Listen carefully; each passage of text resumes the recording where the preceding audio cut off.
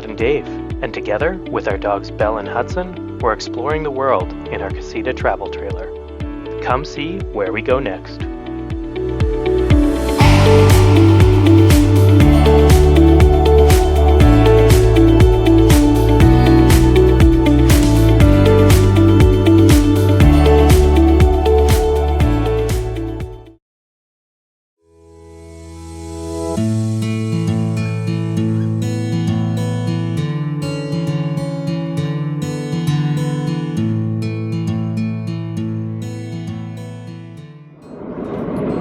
Alright, so we're currently on our way from Mackinac City to Frankenmuth, where we're going to spend a couple more nights, somewhere we've visited quite a few times in the past.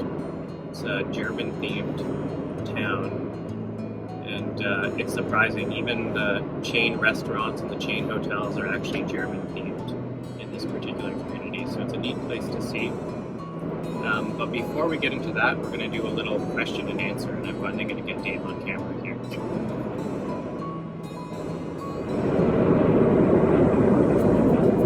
Alright, so I think my first question, and something that some of you are probably curious about, is why we decided to buy a trailer in the first place.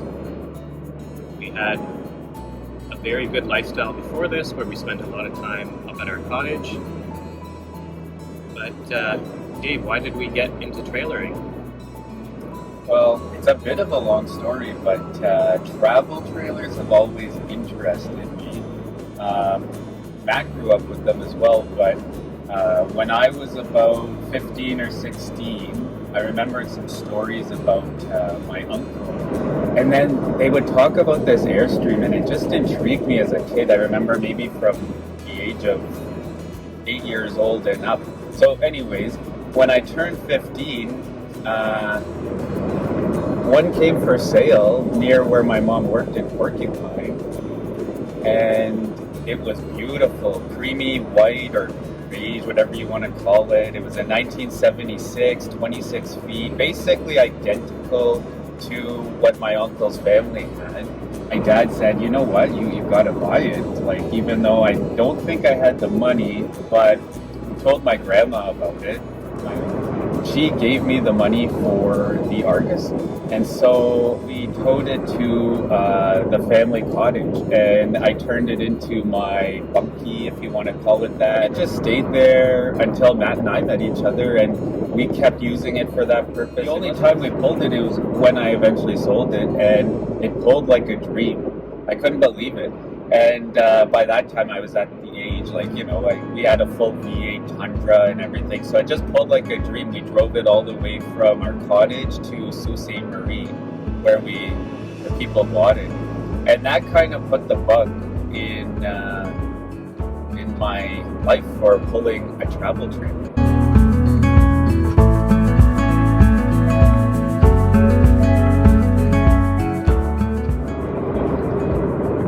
Alright, so obviously right now we're pulling a Casita Independence Deluxe trailer, and we did pick this particular trailer for a reason. Dave, why did we pick this trailer?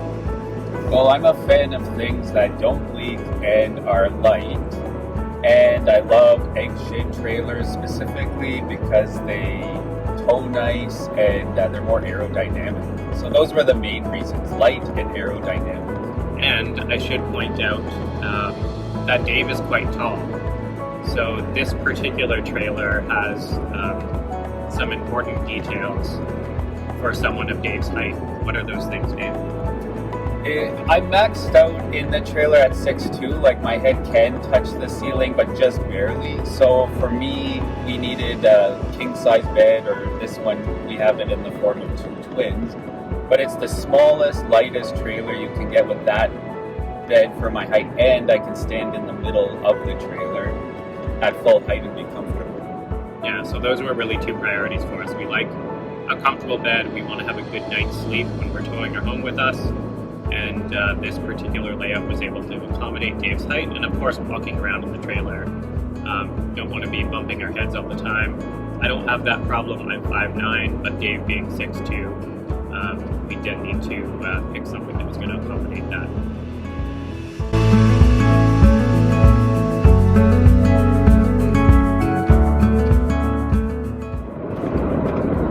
Alright, so let's talk a little bit about our favorite place to visit so far. So, in your mind, what's something that stands out to you, Dave, as one of our favorite places? I'm smiling because I think Matt knows the answer to that. We've had many good spots, but my favorite by far is a campground near Panacea. It's in the panhandle of Florida on the Gulf of Mexico. And it's my favorite for many reasons. I think Matt will attest to this, but the people we met there, the views, the vibe, it's not too busy. We like to travel places that are calm, but there's lots to see and do. Yeah, so the one that Dave was talking about, which is the one that comes to mind for me as well, is it's a campground called Holiday Campground. And you'll see in our previous videos, we did stay there for about a week. So you'll see quite a few videos that feature that. But it's kind of a fluke that we ended up there. We were actually driving towards a KOA that we already had reservations at. And I think we had picked up some sort of camping tourist guide at a rest stop. So picked this up, and I was looking through it as Dave was driving, and we started to see that there's some campgrounds that were a little bit closer to the water, closer to the Gulf. And just kind of randomly stumbled across this one. We called them as we were still driving towards the KOA, and it happened that they did have some lots empty, so... I couldn't believe that happened, because I think you just don't find spots like that the day of, but we lucked in. Yeah, it's kind of like it was meant to be. So we canceled our reservation at the KOA, and we were only, I think, about 40 minutes away from this holiday campground by that point. So it ended up being a short drive, and we started with just 2 nights that we were booked there, and we just kept extending our reservation. And we've actually already booked there for next year as well. I think, when are we there next year, in March? Yeah, end of March. Actually, yeah, the last 2 weeks of March. Yeah, so we're already looking forward to that.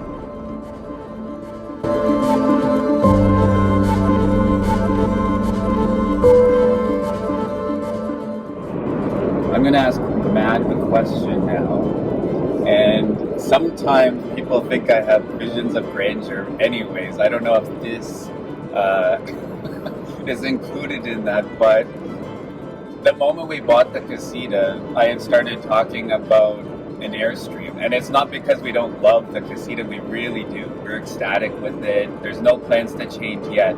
But Airstream had a big part in our life. Anyways, we love the lifestyle so much that I could see us upgrading, not too much, but to maybe a 23-foot tandem axle Airstream. I like the width and the length for parts, whatnot. Anyways, my question for Matt is, how does he deal with sometimes my visions and constant wanting to change or upgrade things, especially when we just get something new like this?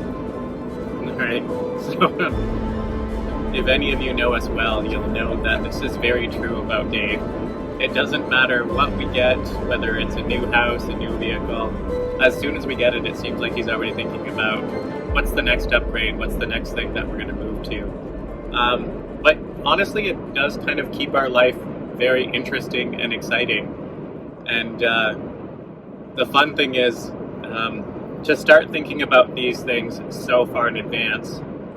Dave is the researcher, and he does a whole lot of research. He'll research things for years before we actually make the next step. So right now, you hear him talking about moving to an Airstream at some point. That's probably still a couple years away, but if you could see Dave just about every night, he's researching Airstreams, watching videos on Airstreams, trying to learn everything about them, so that if we do ever get to that point that we're ready to move to an Airstream, he will know everything there is to know.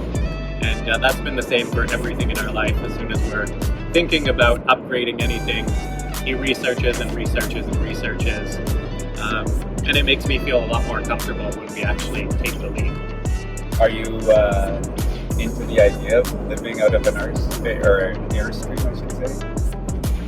Well, I think you know the answer to this, and yeah, I mean, right now I'm actually quite happy in this little casita. It took a little bit of an adjustment getting back on the road. I found our first day of this trip, I was like, how did we live in such a small space? But now that we've been in here a couple days, it's just back to normal. This feels perfectly fine. But I think moving to that 23-foot Airstream at some point in time, I could see that being fun as well. Having the extra little bit of space will definitely feel like a luxury after living in a 17-footer. But for the time being, I'm happy. But I think there will be a day down the road that we're ready to upgrade. And hey, if you're one of those people who's had a casita or maybe a smaller trailer and has moved up to a slightly larger trailer, leave a comment and tell us about your particular experience.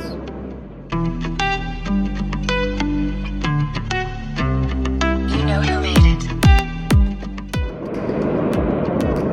All right, so for anyone considering a move to such a small space, this was an adjustment for us. Pretty easy adjustment, to be honest, but it was an adjustment.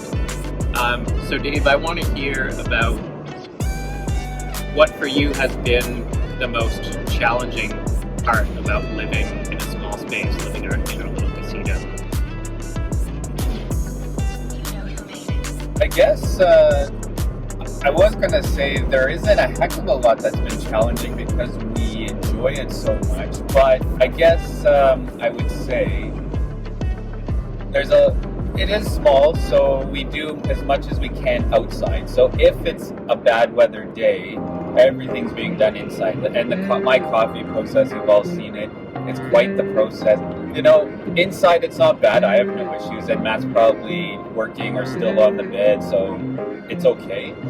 But I prefer to do it outside, especially with Florida weather, for example.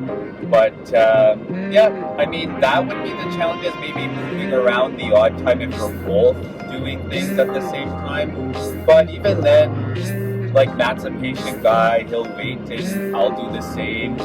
And I think a lot of couples might get on each other's nerves in a small space, but I think the couples that do a lot together and are essentially really good best friends, also, that it wouldn't bother them. And I have to say, there hasn't been a time where I've been annoyed with Matt or anything. It just kind of, we flow around each other well. And having such a small space, I could see even helping some relationships, because you have no choice but to jive well together and gel in that little space. And I would say Matt and I found our groove in that tiny casita. Yeah, I would definitely agree with that. And I think for me, my answer would be very similar. I think the most challenging part is those rainy days. And we've had lots of days in the past, or a few days at least, where it's rained for an hour or two. But there's been one time where it's rained kind of nonstop all day and all night. And those can be challenging, not as much because we're stuck in the small space, but with two little dogs, they're needing to go out, and then they come back in and they're wet and they're full of sand. Yeah. And then our beds are full of sand, and we like to have a pretty tidy trailer, so that part can be a little challenging. But you know what? At the end of the day, everything dries off eventually, and it's back to normal after that. One thing I like about the casita, speaking about wet sandy dogs, is it has a lip at the trailer, so you don't need a broom pin. You just sweep the trailer out and shove it out the door, and it makes OCD people like Matt and myself happy, because we probably sweep 3 or 4 times a day. Yeah, for sure.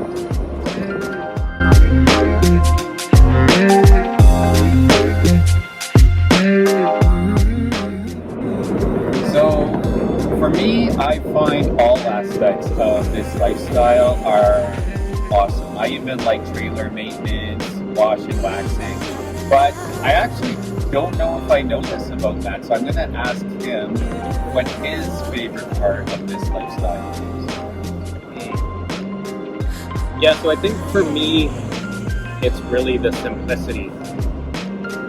What really got me thinking after our first trip was just the amount of stuff that we have at home that we don't actually really get a whole lot of happiness from.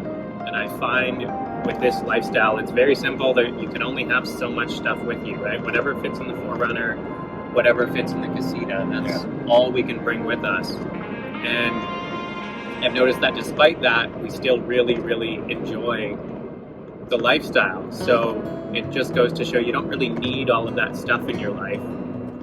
And the simplicity of this lifestyle really helps you appreciate and enjoy all of those things around you that much more.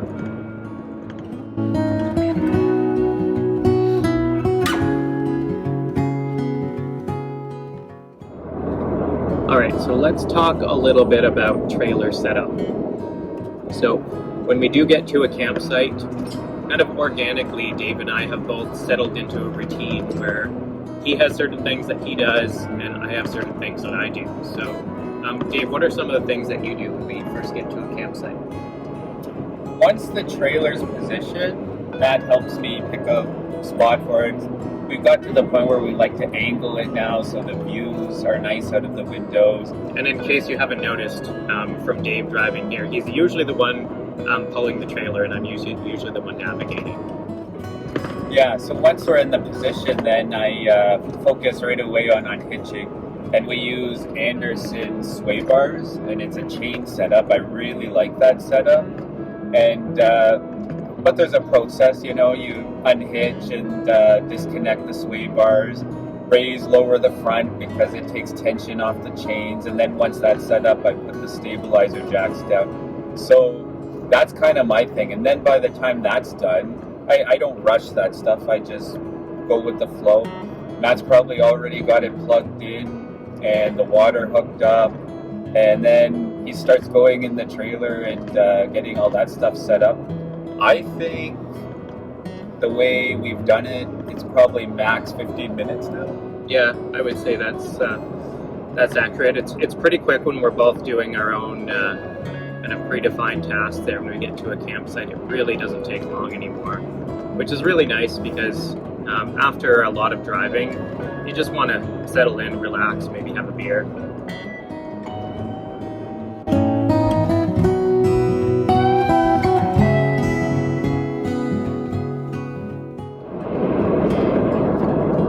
So as you know about me, I like to start researching things ahead of time. And in my head, I know where I want to go next, and I started looking into it a bit.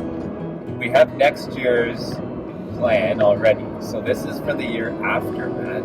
Where do you want to go after next year's trip? So I definitely want to go west in the U.S.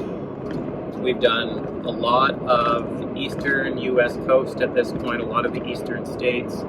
I'm really interested in seeing some of the states that are further to the west.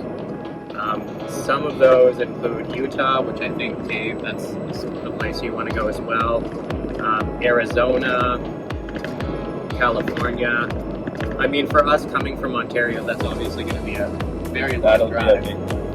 But I don't know, everyone we've talked to on the road has said really great things about all those states, especially Utah. We've heard a lot about that one, right? Lots to see in Utah, lots of cool parks and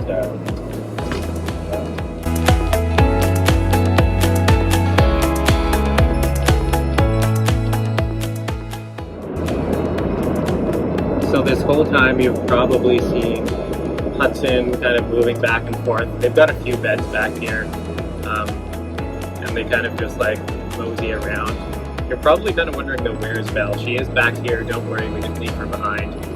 I'll show you here. She's comfy in her bed, sleeping away. At 14 years old, she spends a little bit more time in a deep sleep compared to Hudson, but I think she's enjoying it.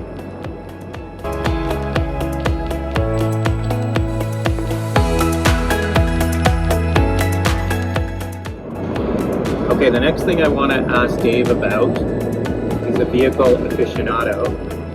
He's selected this particular vehicle that we're driving right now. So why did we choose this particular vehicle? What vehicle is it? And why are we using this to tow the casita? So we're driving a 2021 Army Green Toyota 4Runner, and I've always had Tundras. We've had other Toyota products.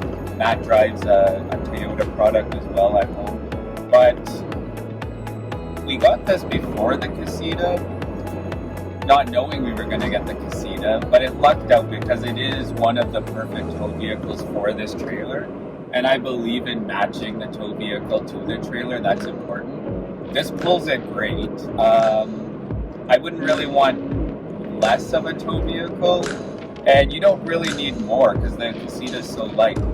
But to answer Matt's question completely, I wanted a 4Runner once in my life because they're one of the only Toyotas we can get in North America that are still made in Japan and shipped here. And as much as they're all good quality, everyone says the vehicles made in Japan are slightly better quality. And Toyotas hold their value, and 4Runners especially, they stand the test of time. Like, if we keep this a very long time, it'll be reliable. Will we keep it a long time? Probably not if we get an Airstream. Yeah, kind of like everything that we research and decide to buy. We're always interested in what the resale value is going to be. We want to make sure we're making good investments. And both the Casita and the 4Runner were examples of two things that hold their value quite well. By the way, do you want to see my parents' rig and tow vehicle? We're about to pass it. Oh yeah, they're right in front of us right now. Let me show you.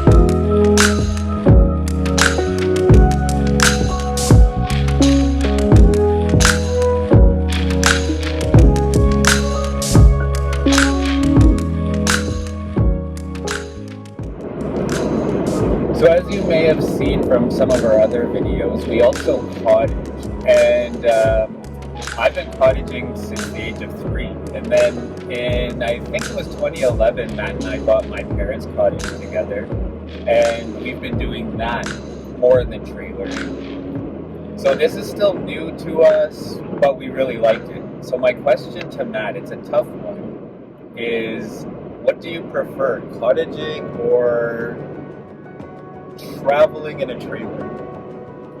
So I just told Dave that this would be our last question, and of course he gives me probably the hardest question. That is really tough, and I think I would say it kind of depends on the time of year. So being up in Northern Ontario, we have very cold winters, very long winters. So I would say that my favorite thing to do in the winter... In 300 meters, keep left at the fork. Getting some directions. Keep left. Yeah, so I would say that my favorite thing to do in the winter would be, of course, going somewhere warm, like down to Florida or to some of the hot states in the United States, and being in our trailer. In the summertime, however, I think I still do really enjoy being at the cottage. So it's kind of nice at this point to have the best of both worlds. Whether we'll continue to do that for the longer term or pick one or the other, I guess time will tell. And we just got to a rest stop here, so we're going to take a little break, take the dogs out, and maybe we'll do another one of these Q&As at some point soon. I think Hudson's ready to go outside. See you later, everyone.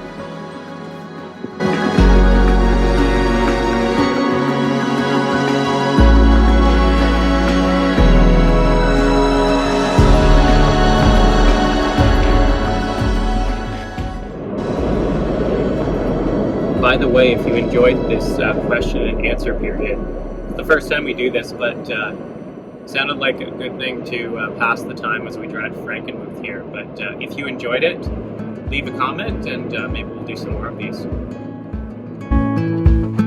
If you enjoyed this video, don't forget to like and subscribe, and stay tuned tomorrow to see where we go next.